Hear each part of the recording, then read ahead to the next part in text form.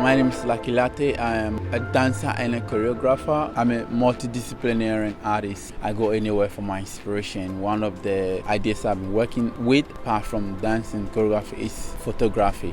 I use photography and film a lot in my creative process. I'm also really interested in architecture, music, human relationships, anything. I go anywhere for my inspiration. We have got a very special night. This is the second time Lucky's been on this stage talking about photography as a dancer.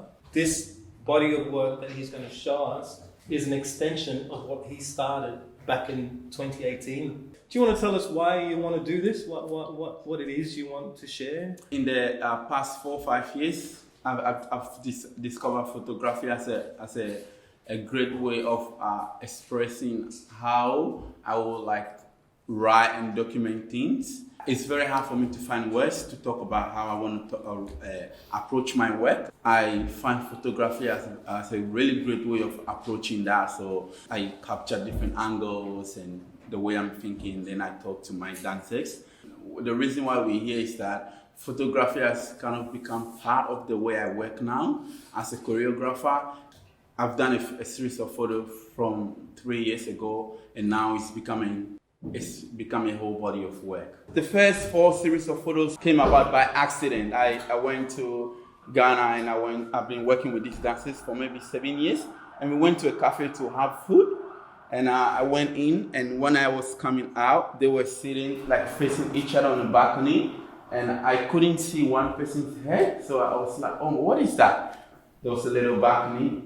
And this guy, the one sitting here is just down at this. So I couldn't see the head. So like, oh my God, what is this? This looks like something from outer space. I'm really interested in human relationships, architecture. So the moment I saw that, it looks like a sculpture, something out of space. Wow. And then I think, oh, can you take off your chain?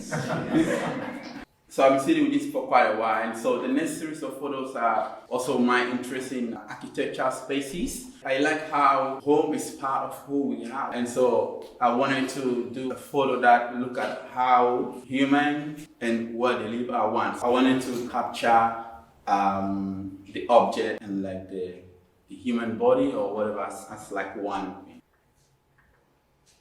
Oh boy. Yes.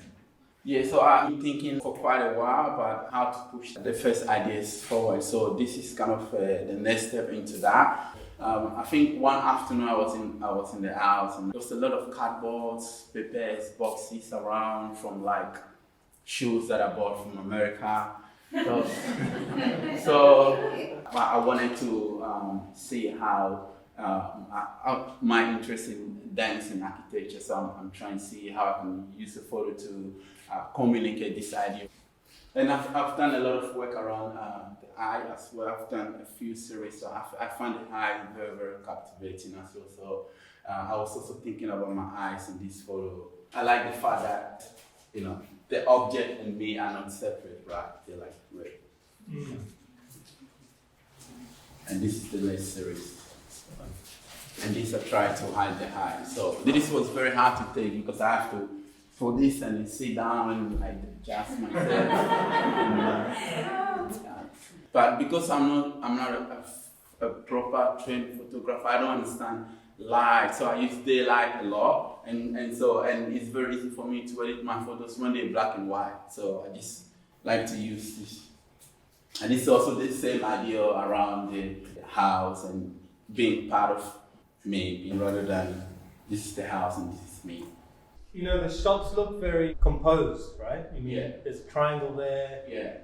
It's just a nice visual shot to look at. Mm-hmm.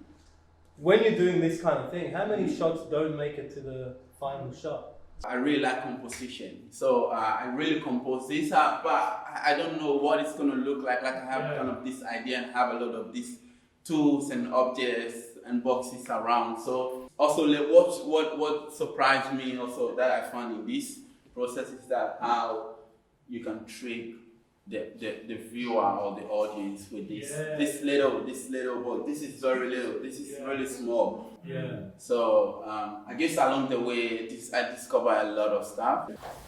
Wow. Beautiful. Yeah. Also, this also reminds me of this human machine, right? Like I say, I play with the eye and then I take the eye away of it also because I feel like the eyes are very powerful. They always become the subject, and so I try a lot of ideas to really take away the eye and see what can happen as well when I take away the eye, and that's why I had my hand coming through that bit and covering the face and all that. This work, I wanted to go away from this idea of subject and I want to play with perspective. And my inspiration has come from this building that is still in Ghana. It was built in 1412.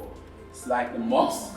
It's one of the first mosques built in West Africa. So the more you go around it and what you see, right, it's quite different depending on where you stand. I'm really interested in creating a work around perspective, so a work really inspired by African architects and cultural teams, and I try to be as African as I can.